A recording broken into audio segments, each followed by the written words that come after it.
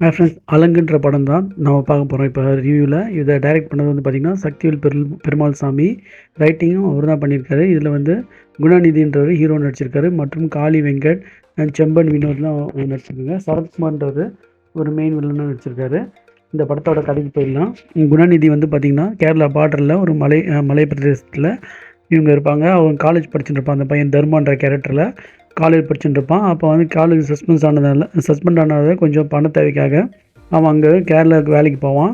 அங்கே செம்பன் வினோத் வந்து ஊர் தலைவராக இருப்பார். அவர் குட்டி பொண்ணு மேலே ரொம்ப பாசமாக இருப்பார். இப்போ வந்து ஒரு கட்டத்தில் வந்து பார்த்திங்கன்னா இவங்களும் ஒரு கூலி வேலையில் வந்து ஒரு மூட்டையை தூக்கி போட சொல்லுவாங்க. ஆற்றுல போய் போட்டு வந்துடுன்னுவாங்க. அப்போ இந்த பசங்க போகும்போது இவங்க 3 பேர் ஃப்ரெண்ட்ஸு. இந்த ஹீரோ போகும்போது பார்த்திங்கன்னா அந்த மூட்டையில் ஒரு அடிப்பட்ட நாய் ஒன்று இருக்கும். அது காளின்னு பேர் வச்சு இவங்க வளர்ப்பாங்க.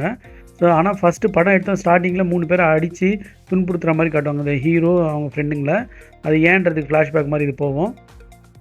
அப்போ இவங்க கூலிக்கு வேலைக்கு போகும்போது அங்கே ஆக்சிடெண்ட்டெல்லாம் வந்து பார்த்திங்கன்னா அங்கே இவங்களுக்குள்ள கூலி தகராறு வரும். ஸோ அப்போயே வந்து அந்த மேனேஜராக இருக்கும், அந்த ரைட் ஹேண்டு அந்த செம்பியன் வினோத்துக்கு வந்து மேனேஜராக இருக்கவங்க வந்து பார்த்திங்கன்னா பிரச்சனை பண்ணுவான். கூலி வந்து ஃபுல்லாக தரமாட்டான், பிடிச்சின்னு தான் தருவான். அப்போயே ஒரு வாட்டி கிளாஷ் ஆகும். இதுக்கப்புறம் பார்த்திங்கன்னா இந்த ஊர் தலைவரோட பொண்ணு வந்து ஒரு பார்ட்டி அப்போ நாய் கடிச்சிடும். கடிக்கிற மாதிரி காட்டுவாங்க. ஸோ இப்போ வந்து பார்த்திங்கன்னா அதனால் இவன் எல்லா நாயும் சாவடிச்சிடணுவான். அப்போ இவனோட நாய் அந்த ஏரியாவில் இருக்க நாயெல்லாம் சாவடிக்கும்போது இவனோட நாயும் சாவடிக்க வருவாங்க. அப்போ வந்து கிளாஷ் ஆகி அந்த ஊர் தலைவரோட ரைட் ஹேண்டான சரத்ன்ற ஆளுக்கு கை வெட்டுருவாங்க. இப்போ இந்த குரூப் வந்து இவங்க ஃப்ரெண்டுங்களை 3 பேரை பழி வாங்க வரும். இதுதான் படத்தோட கதை. பழி வாங்கினாங்களா இல்லைன்றது தான் படத்தோட கதை.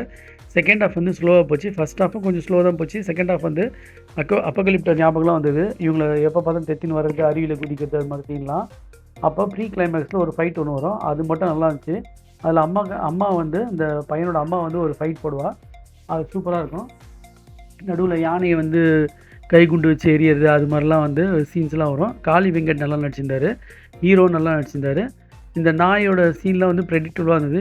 கிளைமேக்ஸ்லாம் வந்து அவ்வளோ டஃப்பாக இருந்ததுன்னு சொல்ல முடியாது. இந்த ப்ரீ கிளைமேக்ஸ் நல்லா இருந்துச்சு. அப்புறம் அந்த மனமாற்றம், அந்த வில்லனுக்கும் ஹீரோக்கும் ஒரு மனமாற்றம் வரும், அது நல்லா இருந்துச்சு. ஸோ இது பார்க்க வேண்டிய படமான்னு பார்த்தா இது விஷுவலாகவும் நல்லா இருந்துச்சு. அந்த காட்டு பகுதியில் இது பண்ணுறதுலாம் வந்து நல்லா இருந்தது. ஸோ இது ஒரு வாட்டி பார்க்கலாம் ஃப்ரெண்ட்ஸ். ஆனால் செகண்ட் ஹாஃப் வந்து ரொம்ப ஸ்லோவாகவும் ப்ரீ கிளைமேக்ஸ் வந்து லாஸ்ட் 15 to 20 மினிட்ஸ் நல்லா இருந்துச்சு. ஸோ நீங்கள் பார்க்குறவங்க பார்த்து என்ஜாய் பண்ணுங்கள். இது ஒரு புதிய கதைக்களம் தான். செகண்ட் ஹாஃப்லாம் கொஞ்சம் வந்து அப்பகலிப்ட ஞாபகம் வந்துன்றது என்னோட அபிப்பிராயம். ஸோ நீங்கள் பார்க்குறவங்க பார்த்து என்ஜாய் பண்ணுங்கள். Thanks friends.